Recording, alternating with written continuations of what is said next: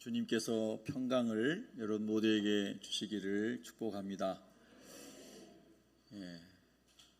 이제 가을이 이제 입추가 지나고 말복이 지나고 새벽이면 시원해진 이런 계절이 찾아온 것 같습니다.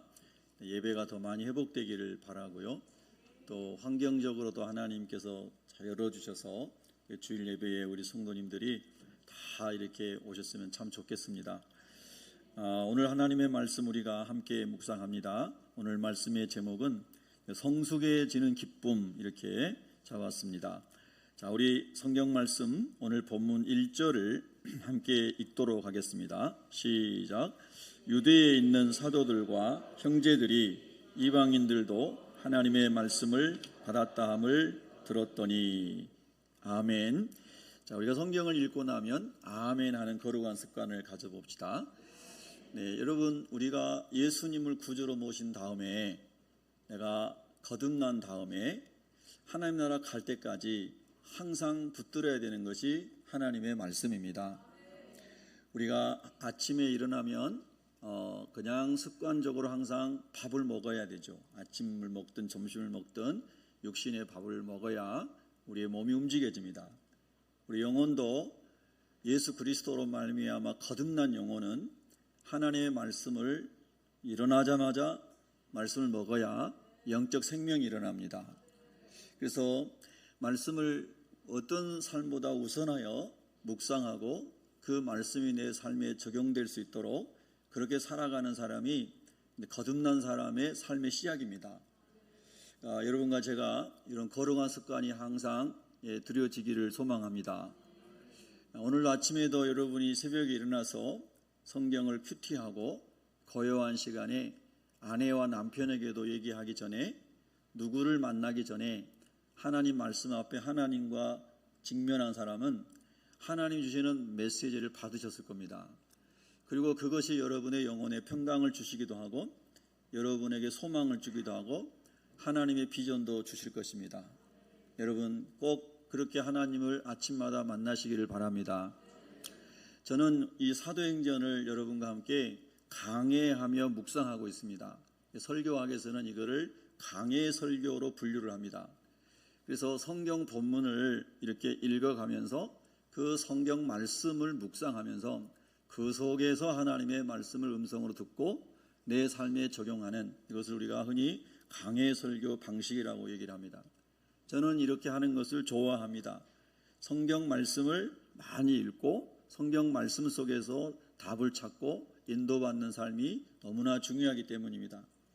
여러분이 예배당이 다 없어졌다고 생각해 보십시오. 이번에 하와이의 어느 섬의 화재처럼 오래된 전통적인 예배당, 마을 커뮤니티의 이 핵심이 되었던 예배당도 다 불타 없어졌고 거의 다 잿더미가 됐습니다. 많은 사람이 죽었고 바다에 뛰어들어서 죽고 상상할 수 없는 고통이 찾아왔습니다. 정말 우리가 인생에 있어서 여러 가지 어려움을 보지만 정말 대재앙 중에 재앙이구나 하는 생각을 여러분이 뉴스를 보신 분들은 다 공감하셨을 거예요. 그런 절망의 상황 속에서 우리가 붙들 수 있는 것은 무엇인가? 하나님의 말씀, 예수 그리스도 안에 있는 언약, 예수 그리스도 안에 있는 부활의 소망, 이것이 모든 절망 속에서 우리 그리스도인이 붙들어야 할 말씀인 거라고 저는 믿습니다. 여러분, 이번 한 주간도 살아오시면서 사람마다 다르지만 너무 힘들고 어려운 상황에 계셨던 분들도 계실 거예요. 저도 이 한 주간은 너무나 고통스럽고 힘든 주간이었거든요. 그래서 하나님 아버지, 이런 고통이 하나님의 말씀으로 치유되는 것을 원합니다. 그래서 제 금요일 저녁에도 예배 드릴 때 그런 말씀 드렸지만은 금요일 저녁에 하나님 말씀 통해서 많은 위로를 받고 저 자신이 힘을 얻었습니다. 말씀을 우리가 깊이 묵상하고 말씀 속에서 삶의 문제를 해결함을 받는 그것이 자꾸 습관이 될 때에 저와 여러분이 환경이 변하고 예배당이 불타 없어지고 예배 공동체로 모일 수 없고 수많은 상황 속에서도 믿음을 붙잡을 수 있는 천국의 본향을 향해서 갈 수 있는 그 능력이 하나님의 말씀입니다. 그러니까 여러 예화들을 우리가 들었지만 6.25 전쟁 때, 1.4후퇴 때, 또 뭐 이렇게 우리 대한민국으로 오셨던 많은 분들의 간증들을 보면 성경 한 권 가지고 왔습니다. 이런 분들이 참 많은 것을 봤습니다. 목사님 되신 분들도 그렇고 또 평신도들도 그렇고 많은 그리스도인들이 북한에서 이렇게 내려올 때 뭐 이것저것 챙길 수 있는 시간도 없고 잡히면 죽임을 당하고 예수 믿는 사람들이요. 그래서 성경책 한 권 가지고 내려왔습니다. 이렇게 간증하신 분들을 참 많이 봤습니다. 책으로도 읽고요. 그런데 그 성경책 하나 가지고 와서 하나님을 예배하고 아침 저녁으로 천막에서도 예배하고 남산에 올라가서도 예배하고 기도했던 그분들 하나님께서 다 살려서 또 준비시켜서 복음 전도자로 쓰시는 것을 봤습니다.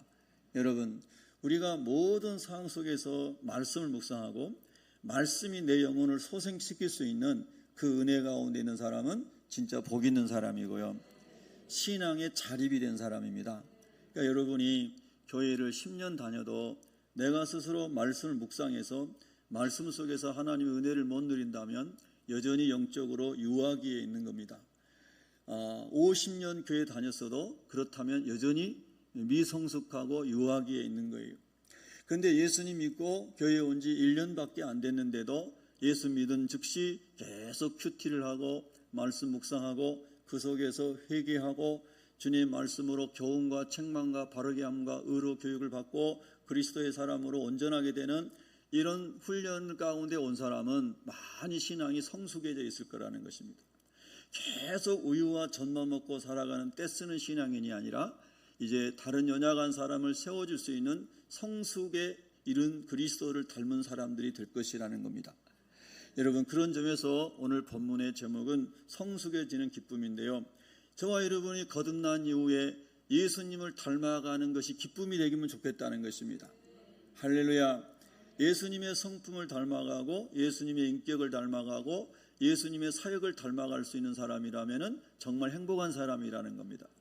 이렇게 계속 우리가 주님을 닮아가다가 주님 오시는 그날에 들림받는 것이 성도의 소망이 아니겠습니까?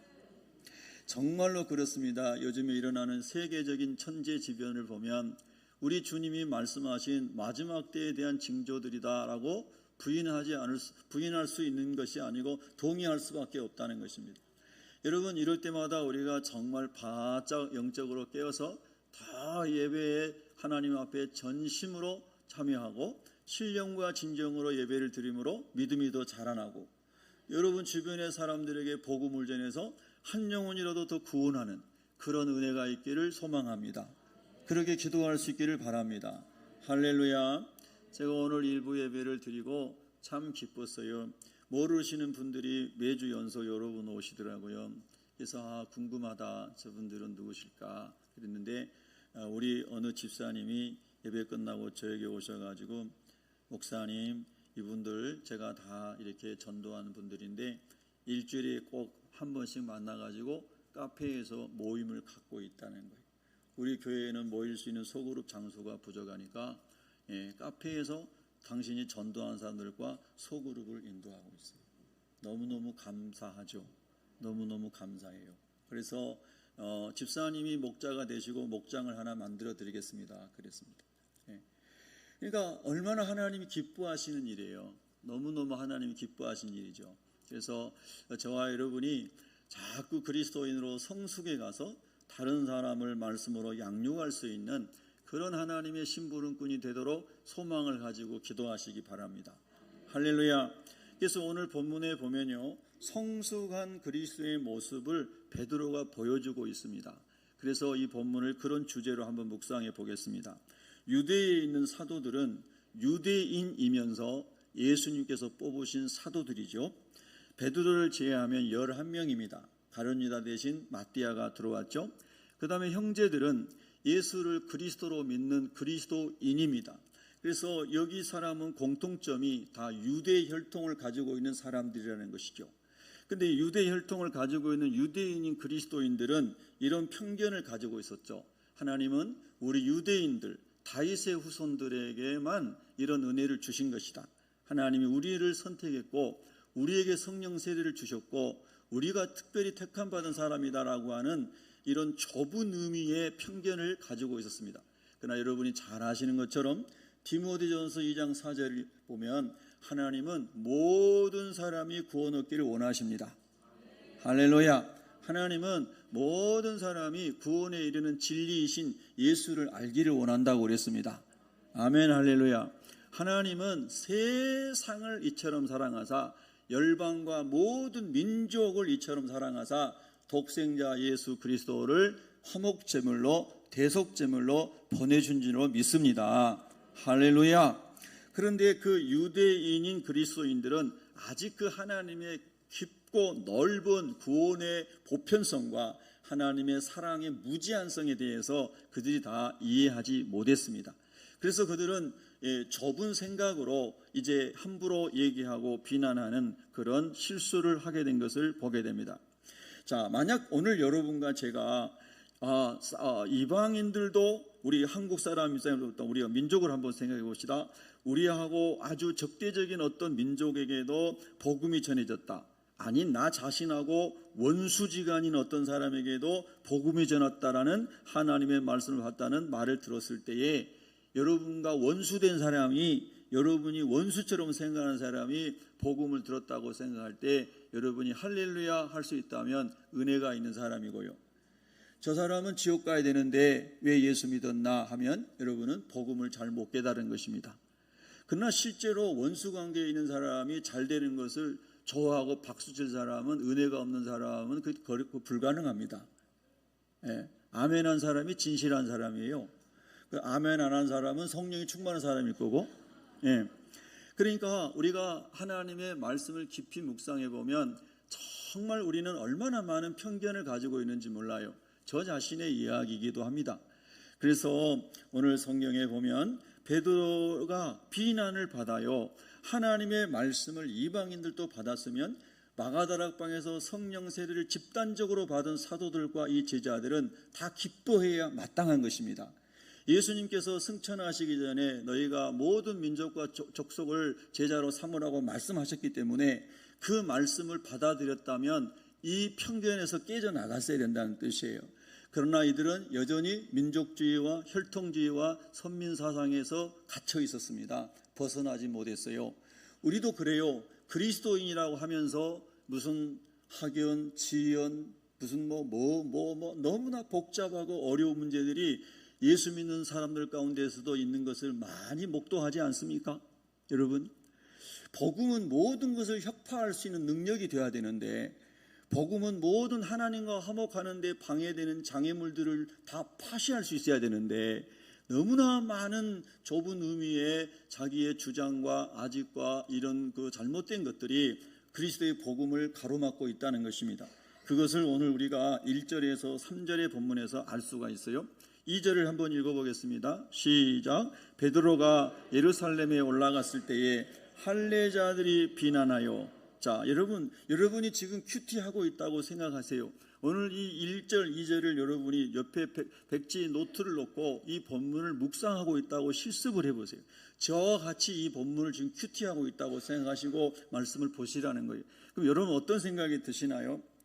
자, 이방인에게 하나님의 말씀이 증거되었다. 누가 전했지? 베드로 사도가 전했다고 하더라. 누구에게 전했지? 고넬료와 그의 가정에 전했다고 하더라. 그러면 정말 하나님의 은혜 아래 하나님의 마음이 충만한 예루살렘 교회 사도들과 형제들이었다면 베드로가 예루살렘 오기를 기다렸다가 환영하고 축하하고 격려하고 박수를 쳐줘야 마땅할 것입니다.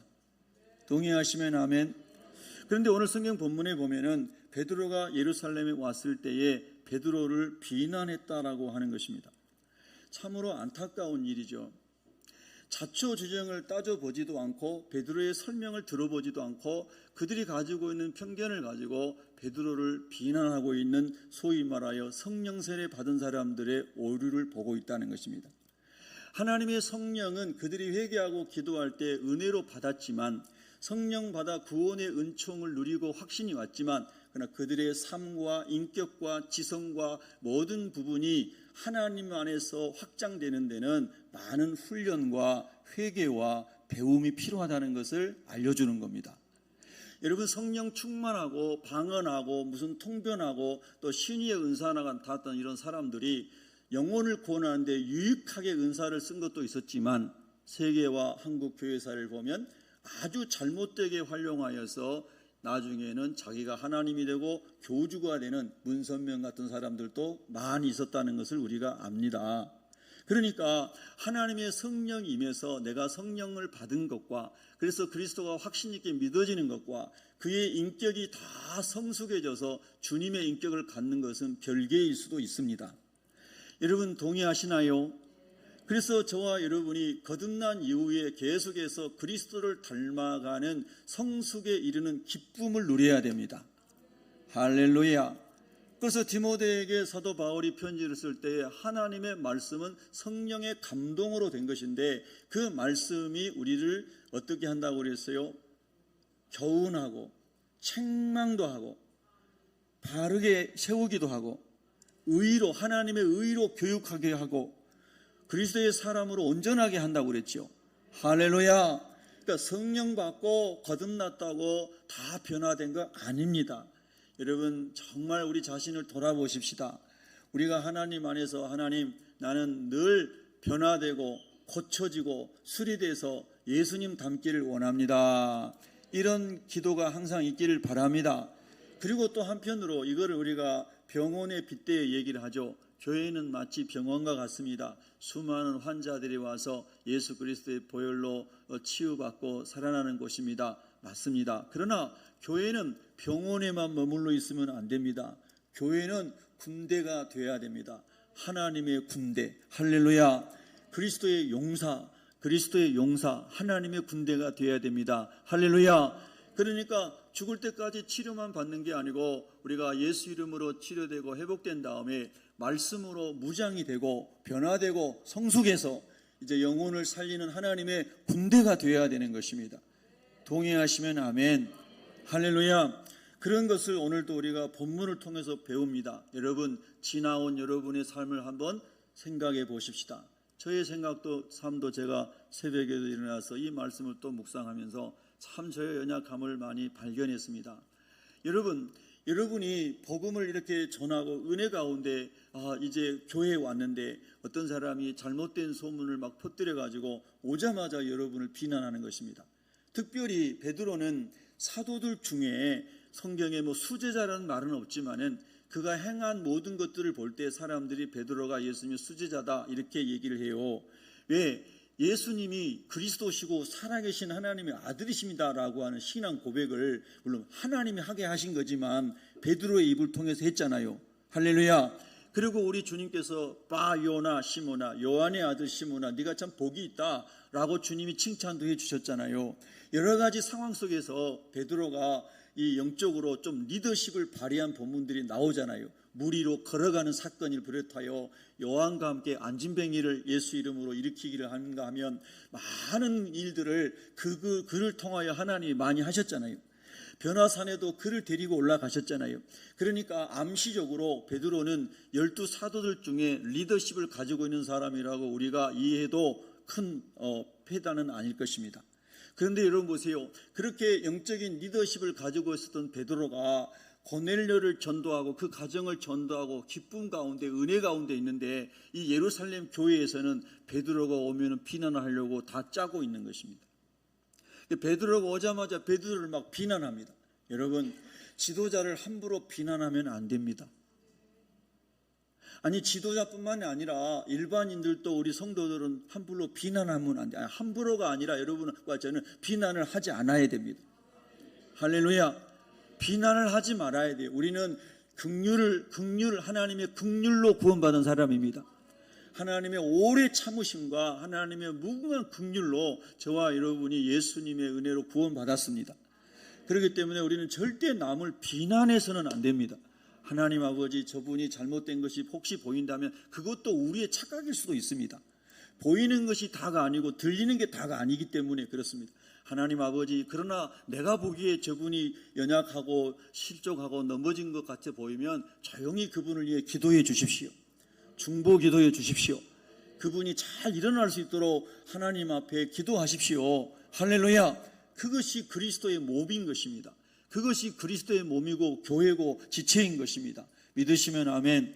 그러나 오늘 여기 예루살렘 교회의 다른 사도들과 믿음의 형제들은 막 성령 세례 받았다고 하면서도 민족주의적인 편견에 휩싸여서 그들이 가지고 있는 선민의식에 휩싸여서 베드로가 아니 같은 유대인인데 이방인에게 하나님 말씀을 전했어? 그러면서 막 비난을 하고 있는 거예요. 너무너무 안타깝죠, 여러분. 너무너무 안타까운 거예요. 저는 우리 세빛교회가 아주 행복한 교회에서 너무나 행복합니다. 우리 세빛교회는 지금 속의 일은 제가 모르지만 겉으로 드러나는 것은 너무나 화목하니까 좋습니다. 속도 화목할 줄로 믿습니다. 할렐루야. 참 좋아요. 너무 행복해요. 우리 교회 오면 너무 좋아요. 근데 딴 데 가면 안 좋을 때가 있어요. 그러니까 우리 교회 너무 좋아요. 너무 좋아요. 또 제가 너무 좋은 것은 우리 목사님들 전도팀에 가면 또 너무 행복해요. 하나님이 또 사람들을 막 계속 불러 모아서 지금은 32명이 같이 전도하고 있어요. 얼마나 행복한지 몰라요. 예? 저녁 8시, 9시까지 전도했어요. 하나님께서 예비한 사람들을 그 밤중에도 붙여주시더라고요. 밤중에도. 예, 밤중에도 예수님 영접하게 하고 예수님 따라서 고백하게 하고 다 하나님이 역사하시더라고요. 예, 할렐루야. 그러니까 복음이 있고 예수님이 주인 되는 곳에 가면은 너무 행복해요. 예수님이 통치하신 곳에 있으면 너무나 행복해요. 교회는 그런 곳입니다. 할렐루야. 그래서 교회는 세상에서 가장 거룩한 모임이고 가장 영광스러운 모임이고 가장 칭찬받는 모임이 되고 세상 사람들이 가장 부러워하는 모임이 그리스도의 몸인 교회가 되어야 됩니다. 바로 그 공동체 한 사람 한 사람 지체가 바로 여러분입니다. 한번 따라합시다. 바로 납니다. 할렐루야. 내가 교회입니다. 내가 교회의 지체입니다. 내가 그리스도의 몸입니다. 할렐루야. 이 고백을 저와 여러분이 하면서 주님이 내 안에서 나를 다스려 주시고 주님이 내 안에서 나를 통치하여 주시라고 자꾸 기도하면서 우리가 신앙생활을 하게 되면은 하나님 마음도 입술도 삶도 다스려 줄 줄로 믿습니다.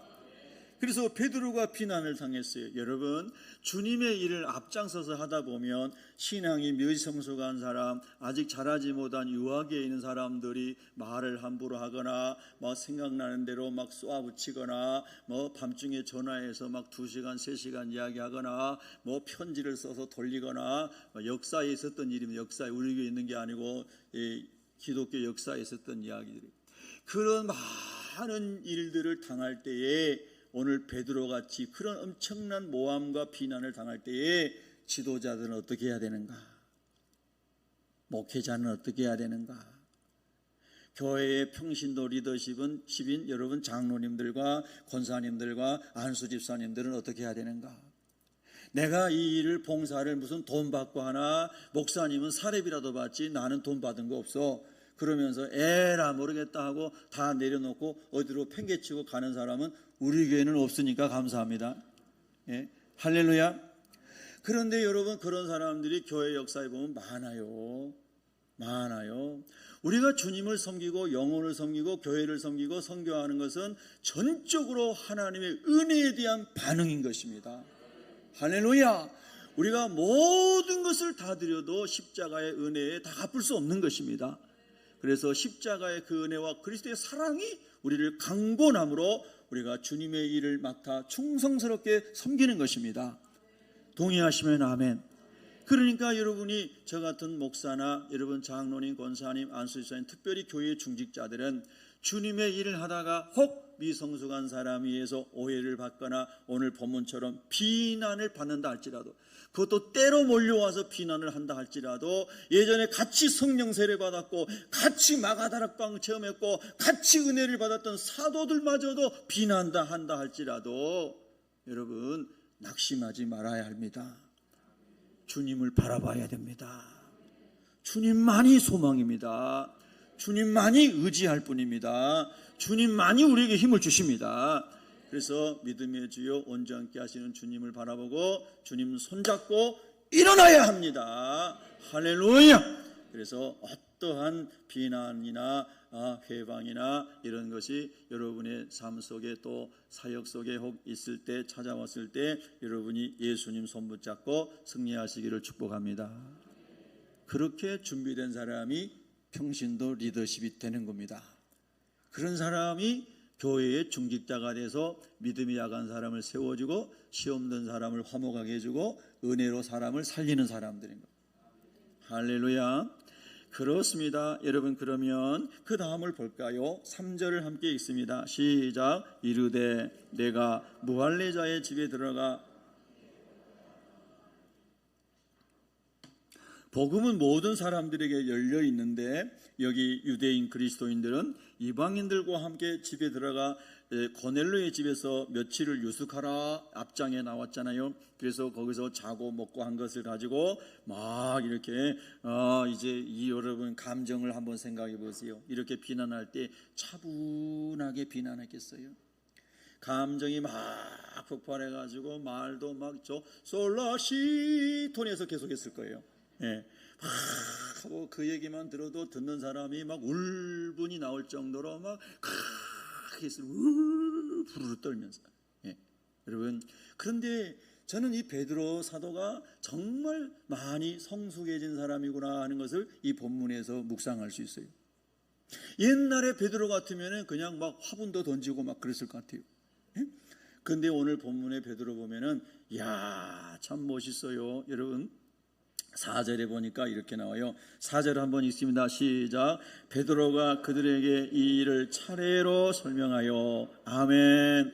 여러분과 제 마음이 완전히 뒤집힐 정도로 막 공격을 당하고 비난을 당하고 억울한 일을 막 당하는데도 하나님께서 마음을 평안하게 하여 주십니다. 저도 정말 하나님 그런 은혜를 때마다 일마다 많이 부어줬으면 좋겠어요. 사람이 기질이 있거든요. 어떤 사람은 태어날 때부터 그냥 마음이 항상 조용한 사람이 있어요. 성품이 물론 속에서는 어떨지 모르지만 표현상 어떤 사람은 또 확 튀어나오는 사람이 있어요. 근데 다 좋을 때는 다 좋은 것으로 쓰임 받는 겁니다. 다 좋을 때는 장점은 다 좋을 때는 장점으로 쓰임 받아요. 그러나 그런 것들이 단점으로 드러나면 어려운 거잖아요. 예. 근데 저는 제 성품을 보니까 이게 좀 열정이 있는 그런 게 또 있어요. 조금 제가 잘못 착각한지 모르겠지만 여러분이 저를 보실 때는 어떻게 볼지 모르겠지만요. 이게 타인의 은사를 평가하는 그런 게 있거든요. 그래서 저분은 이런 은사가 있는 것 같구나, 이분은 이런 은사가 있는 것 같구나. 근데 저는 제가 혼자 생각하기에 열정은 좀 있다는 생각이 들었어요. 그래서 이 열정이 복음으로 폭발되면 능력이 되는 거예요. 예, 그런데 이런 사람과의 대화하거나 뭐 이런 거 할 때 감정이 폭발하면 마귀에게 쓰임 받는 거거든요. 그러니까 위험성이 있는 거예요. 좋은 쪽으로 쓰임 받으면 복이 되는 거고 잘못된 쪽으로 쓰임 받으면 어려워지는 거예요. 성령이 사용하시면은 화산처럼 폭발하는 복음 전도자로 사는 것이고요. 마귀가 쓰면은 공동체를 파괴하는 암덩어리가 되는 겁니다.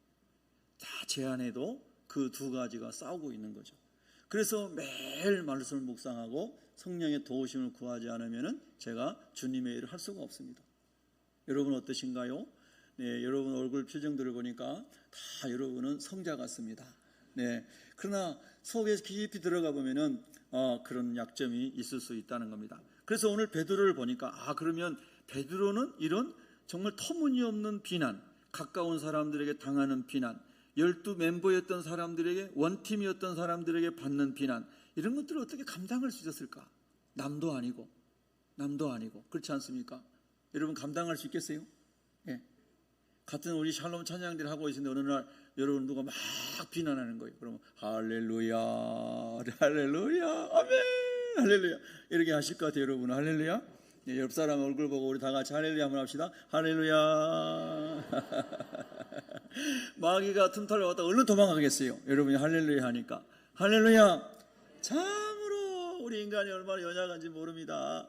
근데 사도 베드로는 하나님의 은혜로 마음을 다 잔잔한 호수처럼 이렇게 관리를 하면서 이렇게 설명합니다. 차례로 설명하되. 여러분 분노가 일어나면 차례로 나와요 말이? 말이 차례로 나온 사람은 분노가 안 일어난 거예요. 자, 분노가 일어나면 말이 막 나와요. 앞뒤가 없어요. 막 쏟아나요. 나중에 주워 담을 수가 없어요. 이걸 우리가 미성숙하다고 얘기합니다. 어린아이들이 싸울 때 꼭 그렇게 싸우잖아요. 그런데 사도 베드로가 차례로 설명을 해요. 5절이 이렇게 시작합니다. 5절에 이르되 내가 욥바 시에서 뭐 할 때에? 기도할 때에. 자, 베드로의 설명은 기도로부터 시작이 됩니다. 이런 모든 일은 내가 내 뜻대로 내 생각대로 된 것이 아니라고 하는 것을 이제 하나하나 차근차근 풀어가고 있다는 뜻입니다. 그래서 내가 기도할 때에 하나님께서 이렇게 환상을 보여주셨습니다. 근데 나도 그 환상을 이해할 수 없었습니다. 그러면서 이제 베드로가 동일감을 느끼게 할 수 있는 말을 합니다. 자, 여러분 7절을 한번 읽겠습니다. 7절 8절 시작. 또 들으니 소리 있어 내게 이르되 베드로야 일어나 잡아먹으라 하거늘 내가 이르되 주님 그럴 수 없나이다. 속되거나 깨끗하지 아니한 것은 결코 내 입에 들어간 일이 없나이다 하니. 아멘. 자, 여기서 7절과 8절에서 베드로는 형제 여러분, 사도 여러분, 그리스도 형제 여러분처럼 나도 유대인으로 나도 율법을 안에서 배웠고 레위기 11장에 나오는 정한 음식과 부정한 음식에 대해서 나도 다 알고 있는 사람입니다. 그런데 하나님께서 이렇게 환상으로 보여주시면서 내가 너가 먹어라, 내가 깨끗하게 한 것을 너가 이렇게 더럽다고 하면 안 된다 하고 이제 9절에 나오는 거죠. 그렇게 베드로가 하나님께서 일어나 잡아먹으라 했더니 베드로가 주님 그럴 수 없나이다. 속된 거 깨끗하지 않은 것은 내가 결코 입에 들어간 일이 없습니다. 이렇게 나도 형제 여러분들처럼 주님께 아뢰었습니다. 이런 얘기예요. 나도 유대인 형제 여러분처럼 나도 그렇게 율법에 속한 사람이었기 때문에 그렇게 주님께 말씀을 드렸습니다. 나도 그런 편견을 가지고 있는 사람이었습니다. 나도 그런 좁은 울타리에 있는 사람이었습니다. 아버지의 넓은 마음을 모르는 사람이었습니다. 그런데 하나님께서 다시 말씀하셨습니다. 9절입니다. 같이 읽습니다. 시작. 또 하늘로부터 두 번째 소리 있어 내게 이르되 하나님이 깨끗하게 하신 것을 네가 속되다고 하지 말라 하더라. 할렐루야. 하나님께서 예수의 보혈로 십자가의 보혈로 모든 회개하는 사람에게 믿는 자에게 깨끗하게 하셨다. 할렐루야. 이것이 새 언약의 복음이니라. 믿으시면 아멘. 그래서 베드로가 자기들이 성령 받고 자기들이 은혜 받을 때는 할렐루야 아멘 했지만 이방인들을 향한 이 하나님의 것에 대해서는 깨닫지 못하였다가 세 번째 또 이런 일이 있은 후에 이제 베드로가 하나님의 말씀을 순종하게 된 것을 설명합니다. 자, 12절을 읽습니다. 시작. 성령이 내게 명하사 아무 의심하지 말고 함께 가라 하시매. 할렐루야. 여기서 또 한번 그를 비난하는 사람들에게 다시 똑같이 비난하는 게 아니라 그들이 같이 경험했던 성령의 인도하심에 대해서 말씀하고 있는 거예요. 처음에는 기도를 말씀했고, 두 번째는 하나님이 임하신 것을 말씀했고, 세 번째는 성령이 우리가 마가다락방에서 다 같이 경험했던 바로 그 성령께서 나에게 말씀해 주셨습니다. 이렇게 말하는 거예요. 점점 비난했던 사람들의 마음이 하나님께 기도할 때 그걸 보여주셨다고, 하나님이 말씀하셨다고, 베드로도 우리처럼 아니라고 그랬는데 하나님 깨끗하게 하신 거라고 말씀하셨다고, 그리고 우리에게 부어진 성령께서 또 말씀하셨다고, 명령하셨다고, 아무 의심하지 말고 함께 가라고 했다고, 점점 그들의 마음이 잔잔해지기 시작하는 거예요. 베드로를 향하여 들끓었던 마음이 점점 평안해지기 시작하는 겁니다. 여러분, 이것이 리더들이 할 수 있는 일입니다. 성숙한 그리스도인이 할 수 있는 일입니다. 할렐루야. 여러분, 다 우리가 이런 성숙한 리더가 될 수 있도록 기도하시면 어떨까요? 할렐루야. 그래서 폭풍을 잔잔하게 하는 놀라운 침착함과 평안함과 주의 말씀이 싹 흐르면서 놀라운 은혜가 임하고, 18절에 보니까 그들이 이 말을 듣고 잠잠하여 그랬습니다. 너무 은혜스럽죠? 모든 분쟁과 비난과 아픔이 하나님의 은혜로 이렇게 쫙 정리되고 소멸되고 잔잔한 호수처럼 평안해지면 너무 좋겠죠? 할렐루야! 할렐루야! 그래서 이제 15절에 내가 말을 시작할 때에 성령이 누구에게 임했어요? 그들에게 임하시기를. 자, 15절, 16절, 17절 세 절을 다시 같이 읽습니다. 시작. 내가 말을 시작할 때에 성령이 그들에게 임하시기를.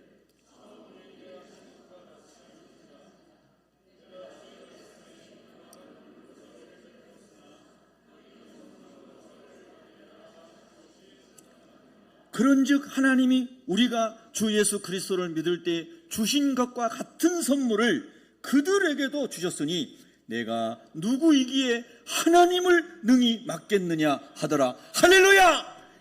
야, 너무나 지혜롭게 또 있는 사실 그대로고 이렇게 베드로가 싹 풀어가는데 성령님께서 그들 가운데 임하시는 겁니다. 여러분, 이게 하나님의 방법입니다. 이게 하나님의 방법. 모든 갈등과 분쟁과 오해와 비난을 잠재우는 하나님의 방법입니다. 놀라운 은혜가 아닐 수 없습니다. 여기서 아주 동질감을 일으키는 베드로의 표현이 있습니다. 저에게, 여러분에게 하나님 뭔가 이야기하고 특별히 분쟁을 조정하는, 화목하게 하는 사람으로 저와 여러분이 쓰임 받을 때가 있다면은 하나님 딱 적당한 지혜로운 말을 떠올리게 하여 주시옵소서. 은혜 가운데 소금으로 고르게 한 같이 하나님 꼭 필요한 단어가 생각나게 해주십시오. 말 한마디 단어 잘못 쓰면 또 오해할 것 같으니 하나님 정말 은혜로운 단어가 생각나게 해주십시오. 야, 이게 정말 하나님의 은혜입니다, 여러분. 놀라운 거예요. 제일 다스리기 힘든 게 혀라고 그러잖아요. 혀. 그래서 여기서 아주 중요한 공감을 일으키는 단어가 있습니다. 그게 뭐냐면요, 여기 나오죠. 17절에 보면 이렇게 나옵니다. 15절에도 나오고 17절에 나오는데요, 하나님이 우리가 주 예수 그리스도를 믿을 때에 주신 것과 같은 선물을 누구에게도? 그들에게도 주셨습니다. 유대인인 우리가 주님을, 예수님을 그리스도로 믿을 때 주신 것과 같은 성령의 선물을, 할렐루야, 그들에게도 똑같이 주셨습니다. 아멘.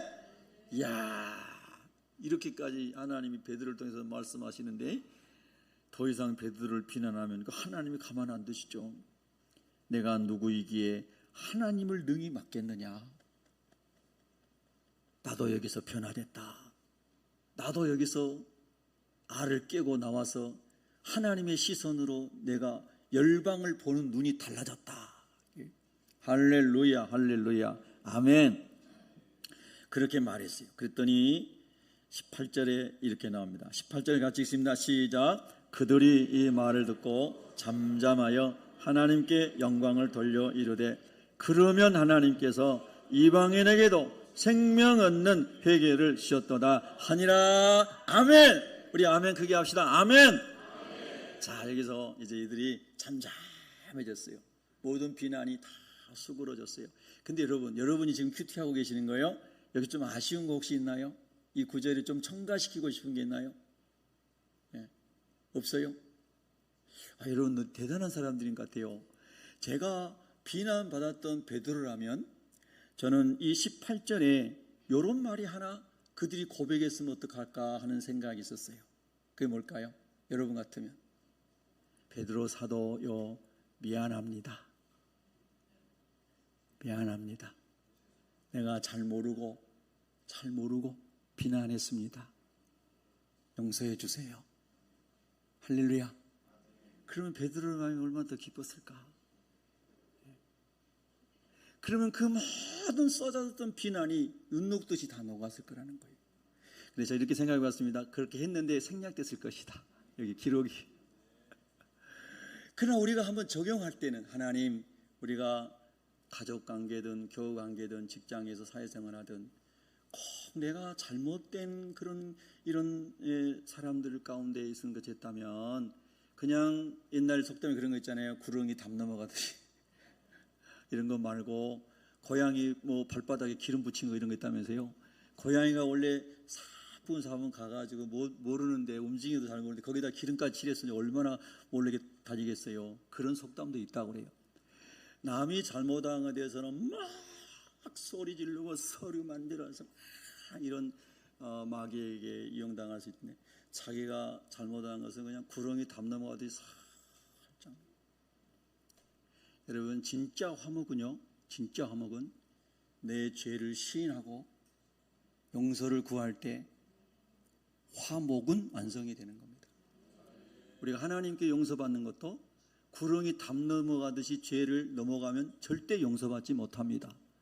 우리가 우리 죄를 자백할 때 저는 미쁘시고 의로우사 우리 죄를 사하시며 모든 불의에서 우리를 깨끗하게 하실 것이요. 믿으시면 아멘. 그러니까 저와 여러분이 혹시 생각나는 거 혹시 있으면은 사랑 관계 속에서는 꼭 먼저 미안합니다, 죄송합니다, 저의 실수였습니다 이렇게 한마디만 해줘도 싹 풀어집니다. 할렐루야. 또 주님 오실 때까지 그것을 받지 못한다 할지라도 여러분과 저는 성령 안에서 자유하셔야 되고 그 사람을 위해서 축복하고 기도하셔야 됩니다. 여러분, 이것이 성숙해지기를 원하고 예수님을 닮아가기를 원하는 성도의 기쁨이다. 이렇게 한번 묵상을 한 것입니다. 기도하겠습니다.